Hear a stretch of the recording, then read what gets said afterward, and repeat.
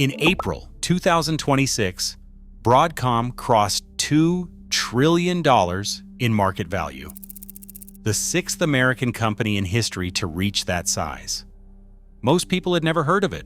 No iconic founder, no consumer product you'd recognize, a $2 trillion empire assembled through acquisitions, cost discipline, and infrastructure contracts, while almost no one was watching. The operator behind all of it came not from Silicon Valley, but from Penang, Malaysia.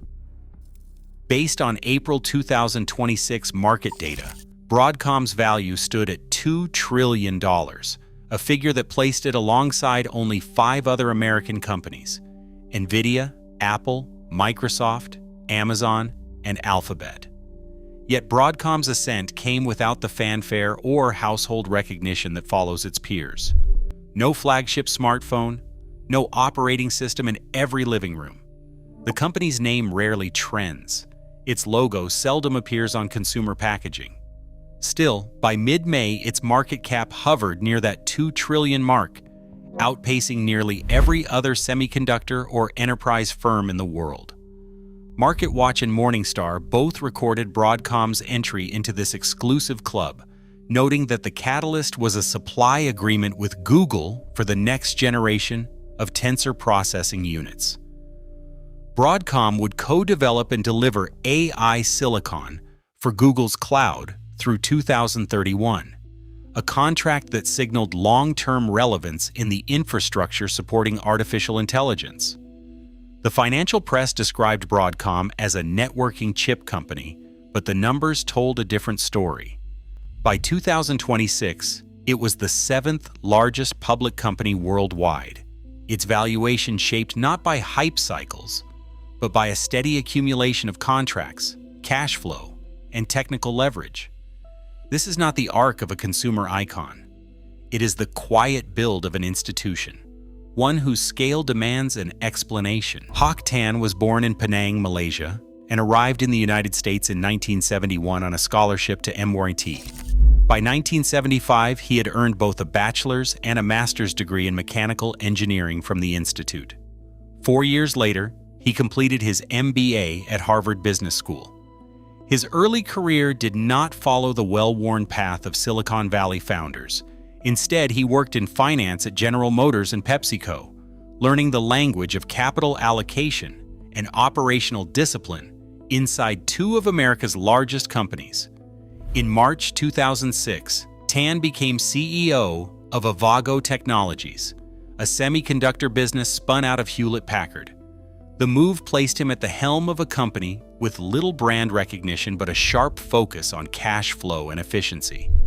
Tan's background, engineering precision layered with financial rigor, set him apart from the archetype of a founder-inventor. He saw companies not as vehicles for vision, but as systems to be optimized and scaled. Tan's approach favored patience, discipline, and a willingness to question the industry's obsession with growth at any cost.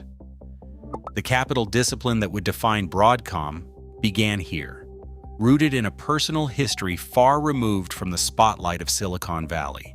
Avago's transformation into Broadcom began with a playbook that prized margin over momentum. Hock Tan enforced a 2-engine model, one side built on semiconductors, the other on enterprise software. Both were expected to generate cash, not just growth. Every business unit started each year at zero, forced to justify every dollar spent. This zero-based budgeting stripped away legacy costs and pushed operating margins to levels rarely seen in the sector. By early 2026, the results were visible in the numbers. Adjusted EBITDA reached $13.128 billion in the first quarter, or 68% of revenue. Free cash flow stood at $8.01 billion, equal to 41% of sales. These conversion rates outpaced most competitors and turned Broadcom into a self-funding machine. Instead of relying on outside capital, the company financed its own expansion, paying out billions in share buybacks and dividends while still building a war chest for acquisitions. Tan's method worked quietly, Without the volatility of hype-driven tech, the cash engine provided the ammunition for deals, but it also enforced discipline. Avago, and later Broadcom, grew by making every dollar count, turning efficiency into leverage, and leverage into lasting power. The transformation of Avago into Broadcom was not just a matter of engineering or branding. It was a strategy executed through a sequence of disciplined acquisitions, each one expanding the company's reach and deepening its cash flow. In 2016, Avago completed a $37 billion reverse takeover of Broadcom Corporation. The move combined wireless connectivity, broadband, and enterprise networking under one roof, establishing a diversified hardware platform and adopting the Broadcom name for its market weight. 2 years later, Broadcom acquired CA Technologies for $19 billion.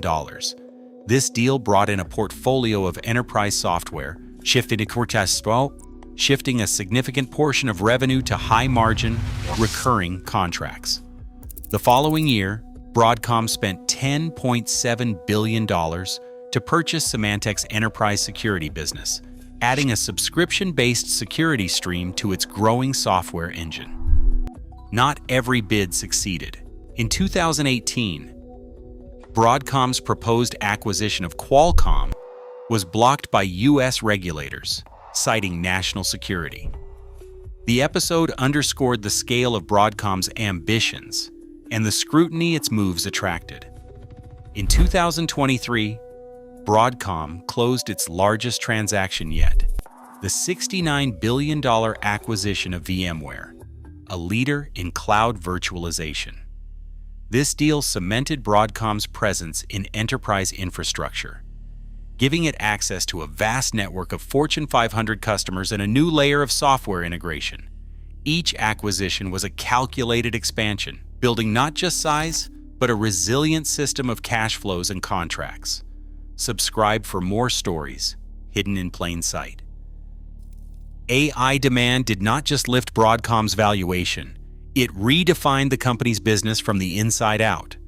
In early 2026, Broadcom reported $8.4 billion in AI semiconductor revenue for the first quarter alone, a 106% increase from the year before. This growth was not a spike, but the beginning of a sustained surge. The company's guidance for the next quarter set expectations even higher, with $10.7 billion in AI chip sales, and total semiconductor revenue projected at $14.8 billion for the period. Behind these numbers is a backlog that dwarfs most competitors. Broadcom disclosed $73 billion in AI-related orders, firm, contractually locked purchases from cloud giants and hyperscale data center operators. This backlog is not a forecast. It is a pipeline of silicon and systems already spoken for, stretching across the next 12 to 18 months. The company's public target is to surpass $100 billion in AI chip revenue by fiscal 2027. Much of this momentum comes from custom work for the largest tech platforms.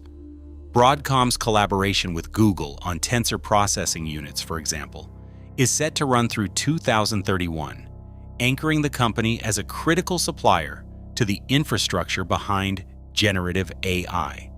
Rather than chasing the consumer spotlight, Broadcom has secured its place inside the contracts and architecture of the AI boom, quietly and at scale. Power built in silence does not announce itself. It accumulates, almost unnoticed, in the background infrastructure that others take for granted. Broadcom's rise is not the story of a single invention or a charismatic founder, but of contracts signed, systems integrated, and patience rewarded. The company's leverage is not measured by headlines or product launches. It is measured by the weight of obligations, the length of supply agreements, and the dependence of entire industries on its unseen architecture. This is a pattern of power that moves slowly, then all at once.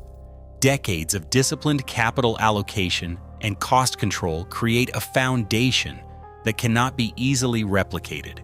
Each acquisition is less a conquest than a quiet absorption, folding new capabilities into a structure designed to last. The company's strength is not in spectacle, but in the certainty of recurring revenue, the predictability of cash flow, and the security of long-term relationships. Broadcom's empire is not built on consumer loyalty or brand recognition. It is built on the patience to wait for the right deal, the discipline to walk away from the wrong one, and the ability to see value where others see only complexity. In the end, the most enduring forms of power are those that remain invisible until they are indispensable. A company can control the foundation of modern computing without ever courting the spotlight. As AI infrastructure consolidates, invisible empires write the rules of access and scale. Power hides in contracts, not headlines. The next era is already running on systems most of us will never see. Subscribe for more.